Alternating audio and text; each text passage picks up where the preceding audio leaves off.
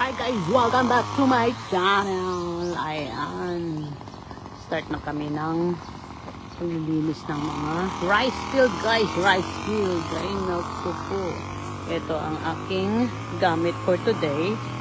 Ayan ay tawag ng backpack. Yung small machine. Ang mabigat yan guys. Mabigat mga 5 kilo, 6 na kilo, mga ganyan. Tapos ilalagay mo sa likod mo. Tapos meron man kaming ganito. Ayan. Tawag dito ay slide mower. Kaya napapabilis ang paglilinis. Kaya lang, yung mga gilid-gilid, hindi nyo na kaya yan. Kaya kami na lang gumagawa. So ngayon, papakita ko sa inyo. Sukata. Mabigat yan guys, pero tingnan nyo na.